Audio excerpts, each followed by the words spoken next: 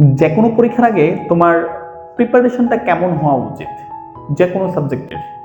প্রথমে তোমাকে settle down করতে হবে তুমি পরীক্ষাতে কত ঘন্টা পরে বসতেছো, অথবা তোমার পড়ার টেবিলে কত ঘন্টা দেওয়া সম্ভব। এক্সাম্পল হিসেবে আমি মনে করে নিলাম 10 ঘন্টা সময় আছে, আমি 10 ঘন্টা পড়তে পারবো।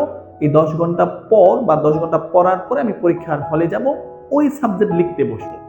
তাহলে তোমার প্রিপারেশনটা কিরকম হওয়া উচিত? দেখো, তুমি যে সাবজেক্টে পরীক্ষা দিতে যাবা সেই সাবজেক্টের টোটাল চ্যাপ্টার কয়টা, এটা তুমি আগে সেটেল ডাউন করবা। এক্সাম্পল, টোটাল 20টা চ্যাপ্টার। এখন তুমি যদি এরকম ভাবে চিন্তা করো, তাহলে 20টা চ্যাপ্টার আমার কাছে আছে 10 ঘন্টা, তাহলে আমি এক একটা চ্যাপ্টারের জন্য 30 মিনিট করে পাচ্ছি, তাহলে তুমি কখনো ভালোভাবে প্রিপারেশন নিতে পারবে না। পরীক্ষাতে যাওয়ার আগে স্ট্র্যাটেজি শব্দটা তোমাকে অ্যাপ্লাই করতে হবে তোমার ফুল প্রিপারেশনের ক্ষেত্রে। এই 20টা চ্যাপ্টারের মধ্যে most important triple star chapter সেগুলো তোমাকে আগে পড়তে হবে। সেগুলোর অ্যাট ফার্স্টে বেসিকগুলো তোমাকে একটু রিকভার করতে হবে। এখানে মেইন, যদি এটা ম্যাথমেটিক্যাল সাবজেক্ট হয়, ফিজিক্স, কেমিস্ট্রি অথবা ম্যাথ, হায়ার ম্যাথ, তাহলে তোমাকে অধ্যায়ভিত্তিক সূত্রগুলো পড়তে হবে। তারপরে এখানে বেসিক কনসেপ্টগুলোকে একবার একটু দেখতে হবে।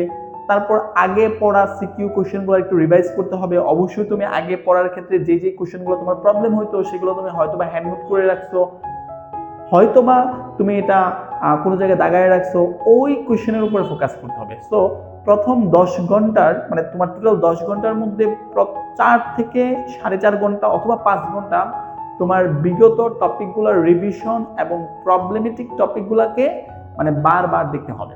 তোমার প্রথম 5 আওয়ার কমপ্লিট।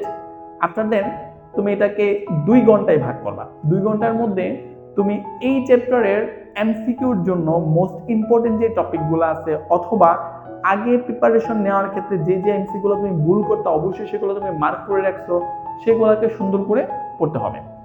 লাস্টের 3 ঘন্টা অথবা 2 ঘন্টা তোমাকে ফুল পড়াটুকুকে রিভিশন দিতে হবে। এটা তোমার পরীক্ষার আগে ওই সাবজেক্ট মানে মানে বিষয়টার স্টাডি ম্যাপ হওয়া উচিত। তুমি যদি পরীক্ষার হলে স্ট্র্যাটেজি অ্যাপ্লাই করতে পারো অথবা পরীক্ষার আগে স্ট্র্যাটেজি অ্যাপ্লাই করতে পারো, তাহলে তুমি ভালো করবা। অনেক স্টুডেন্ট আছে আগে পড়াশোনা কম করে কিন্তু পরীক্ষার আগে পারফেক্ট একটা রুটিনের মাধ্যমে সে ভালো একটা রেজাল্ট অ্যাচিভ করতে পারে।